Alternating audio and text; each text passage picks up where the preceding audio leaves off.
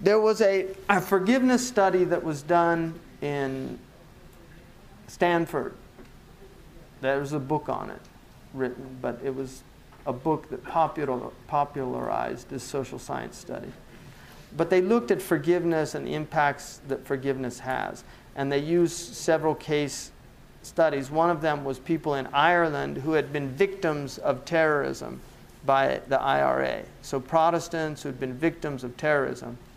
And what they found is that people that actually learn to forgive, and largely that's a Christian impetus. There's some type of Christian desire, because Christianity tells you to love those who hate you, to forgive your enemies, turn the other cheek. Those are very high things, and they're Quranic as well. But in Christianity, it's supposed to be an obligation. In Islam, it's a choice. You can either redress it through justice or forgive. So what they found is that forgiveness had 3 stages in order for it to be a complete forgiveness. The first stage was they actually had to pardon the people to forgive them. And then the second stage was they actually had to desire good for them, like pray for them or something like that.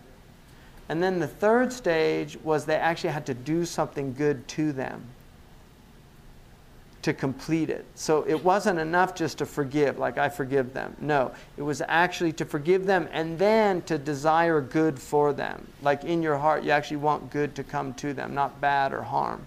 And then the third stage was you actually did something good to them. Now, if you look in the verses of Quran that deal with this, they follow that pattern. And this was a study done on a wide group of people. And they found consistently that these were the necessary stages. If you look in the verse in the Quran when Allah subhanahu wa ta'ala says, وَالْكَاظِمِينَ الْغَيْظِ, those who suppress their anger, وَالْعَافِينَ عَنِ النَّاسِ, and those who forgive others, who pardon others. So the first stage is that suppressing your own negative feelings towards the person, وَالْعَافِينَ عَنِ النَّاسِ, and then actually displaying that generosity to them by telling them, I forgive you, that pardoning. وَاللَّهُ يُحِبُّ الْمُحْسِنِينَ, and Allah loves those who do good to others.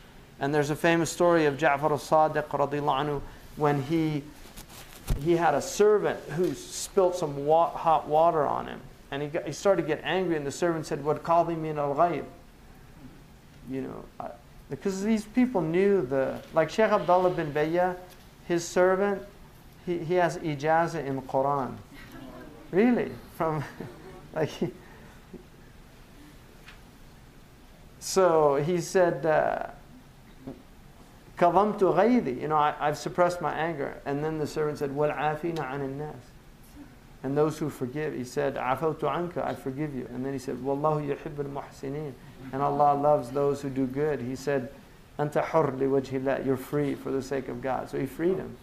So that process is indicated here when Allah says, that if you were hard and hard-hearted, in other words, when people mistreat you, had you been harsh and hard-hearted to them, they would turn away from you. So what does Allah tell the Prophet when they mistreat you? Forgive them, pardon them.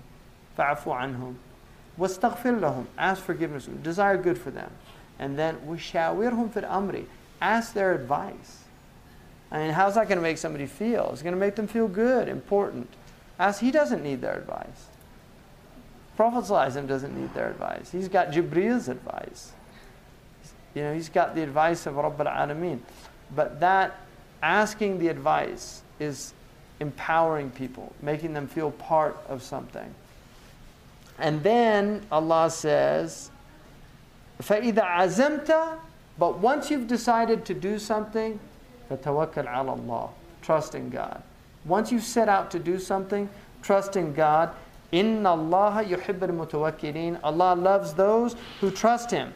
And then وَإِن يَنْصُرْكُمْ اللَّهُ فَلَا غَالِبَ, if you give victory to God, no one can conquer you. There's no ghaliba. Nobody can conquer you. If you give victory to God, if you help God, Nobody can conquer you. وَإِن يَخْذُلْكُمْ But if Allah forsakes you, فَمَنْ ذَا الَّذِي يَنْصُرُكُمْ مِنْ بَعْدِهِ Who can help you after that? If God forsakes you. So we forget that one of the tajalli of God is khidlan. God gives tawfiq, He gives people success, but He also withholds their success. There's a forsakenness. And that forsakenness comes when you forsake Allah. Because Allah has mu'amala bil mithal with His people. If you give victory to God, God gives victory to you. If you turn away from God, God turns away from you.